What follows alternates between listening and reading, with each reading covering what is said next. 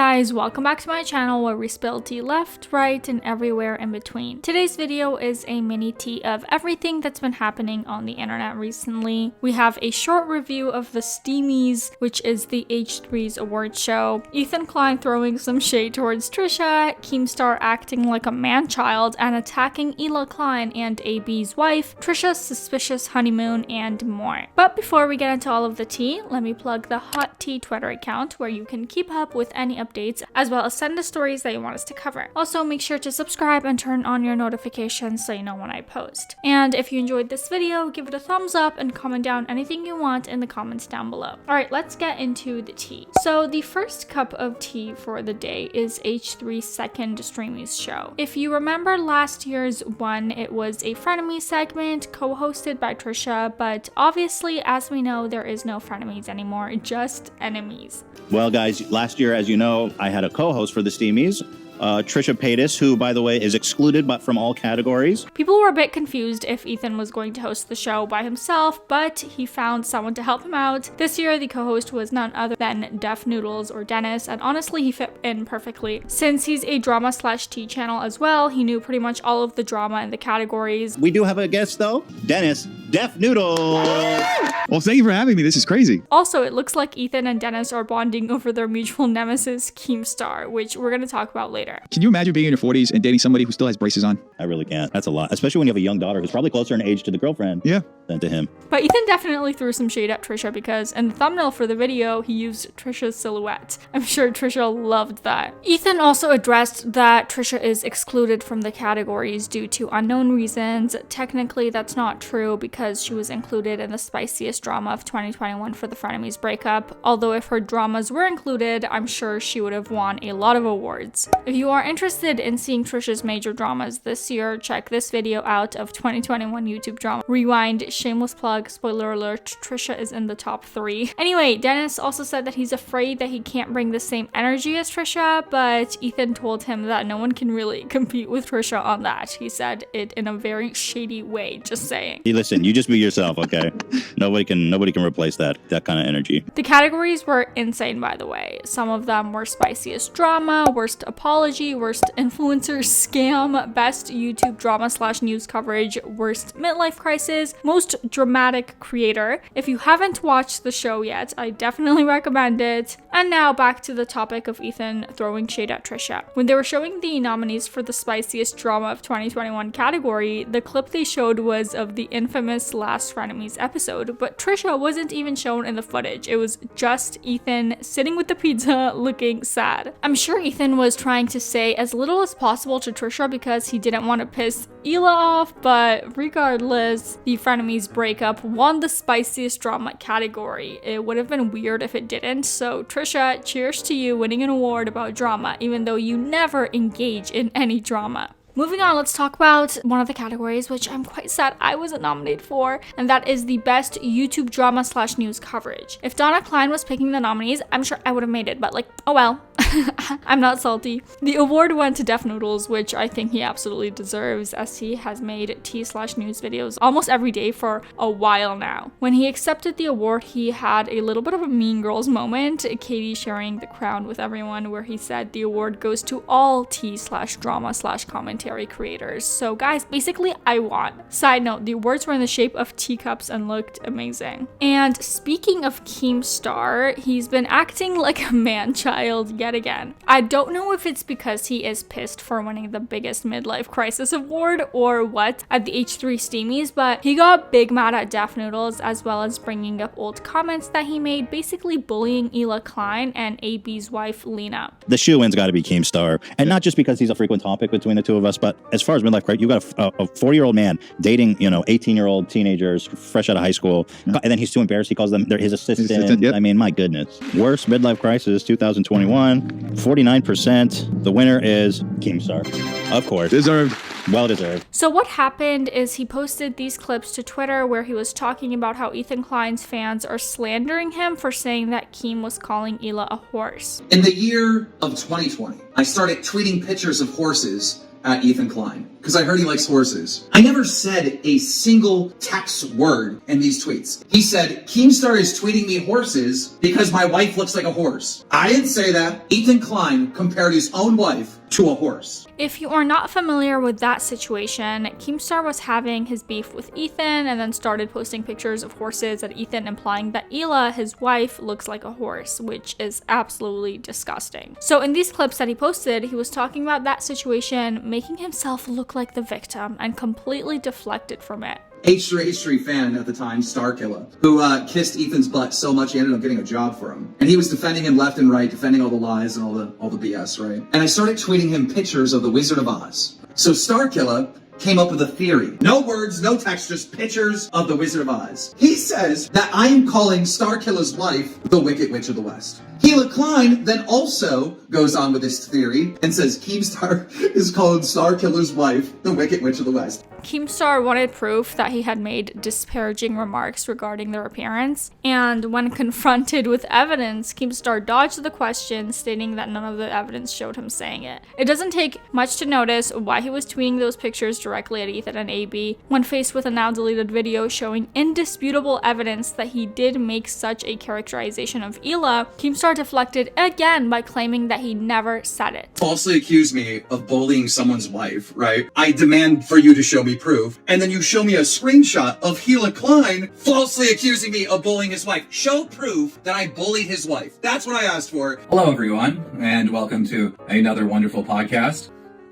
The first of all, I'd like to start off by wishing all of you a happy Halloween. Dan, why aren't you laughing? Dan?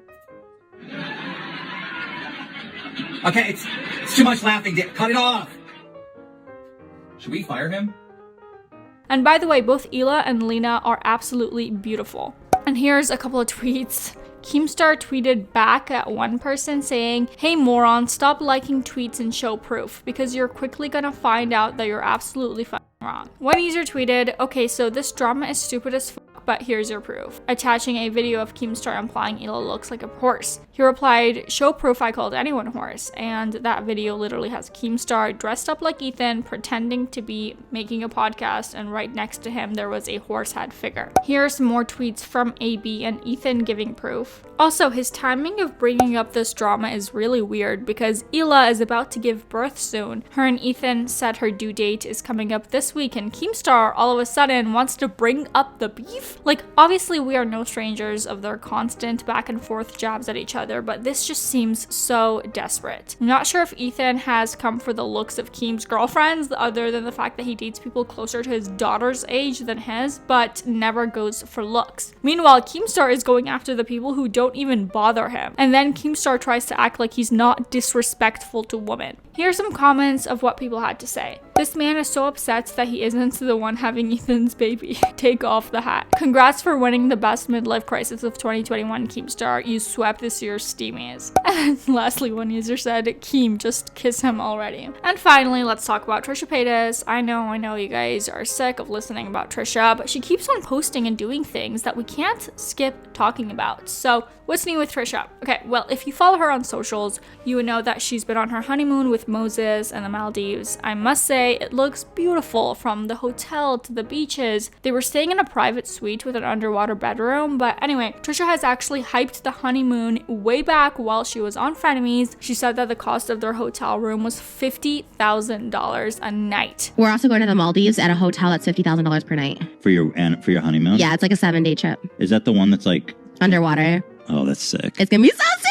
I'm so excited. And she may or may not have lied about that. Some have speculated that she also might be sponsored by the hotel or have some sort of affiliation because she is a content creator / influencer. Specifically for the Maldives, there have been previous cases of influencers promoting certain brands out there. And usually if you have a deal with a brand, they offer you discounts on top of the sponsorship, especially with the size of Trisha's platforms. What's concerning about this, however, is that if if this is in fact a sponsorship, Trisha is obligated to state that. But those are some speculations, of course. We don't know for sure. We mentioned something similar in a previous video about her first class flight. She posted a bunch of videos, pics, and TikToks from it too. And speaking of the honeymoon and possible costs, Trisha might have lied about how much they've paid in total. Some people were looking up the prices of the hotel that her and Moses were staying at, and they found that the price for their specific suite cost between $10,000 to $30,000 depending at what time of the year you book. But as we mentioned, Trisha hyped the honeymoon way back in during the Frenemies days, and they might have booked it then. Could have been pricier than what it is seen now, so I don't know. But then again, are we surprised at the possibility of Trisha Paytas lying about money? Not really.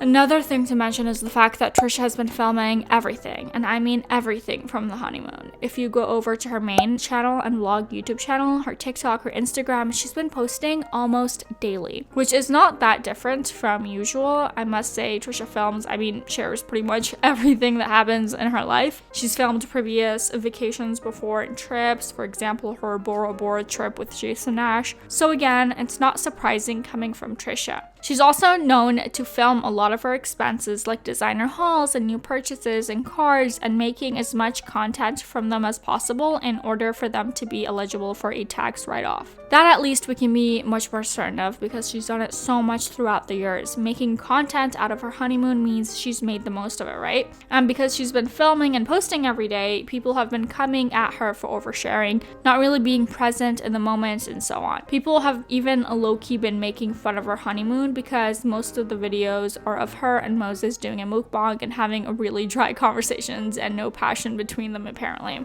One user said, "It's funny how they always chat like they've only just met."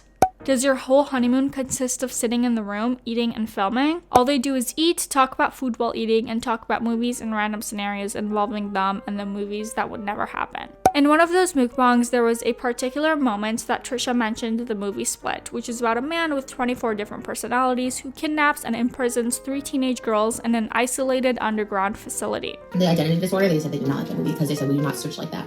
But people do switch, like, not to get into this controversy again, but online people switch like that. So, like, the movie seemed accurate. I don't know, they'll probably cancel me, but people are mad because they're like, that's not how DID works. The reason Trisha mentioned that movie was because of the DID community saying it's an inaccurate depiction, and that she brings up her videos self-diagnosing herself with this disorder. If you are not aware of this whole thing, go watch my videos from like 2020. Trisha then continued to self-diagnose herself based on what the actor did in the movie. Let me remind you that Trisha offended the whole DID community and also caused major stress to Dissociated, a channel that talks about DID. You've seen me switch, so as I'm saying, do you believe in it?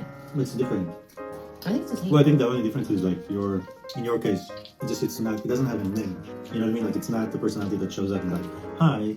That's what I'm saying. That's what Stacey's here now. You know what I mean? Like that's the only difference. But if I named it, then you would know. You'd be like, oh, that's. I mean, I know when. Yeah. And to be honest, we all know Trisha is a troll and that she will get obsessed easily after watching a movie or a show or just seeing communities online. She would pick a new obsession every day for a few weeks and then make a bunch of videos saying how much she loves and relates to said obsession. We've seen this so many times. Moses then was trying to tell her that she's really different from those videos and movies, that her switching is not like what she describes it to be. Another user said, Trisha doesn't switch, she throws tantrums, and she remembers every minute of them. And that's pretty much it. I hope you guys liked this video. Let me know if you watched the Steamies. If so, did you like them? Let me know what your thoughts on everything in the comments down below. And before we leave, I'm going to leave you guys with this video to get Trisha Paytas out of your head. Bye-bye.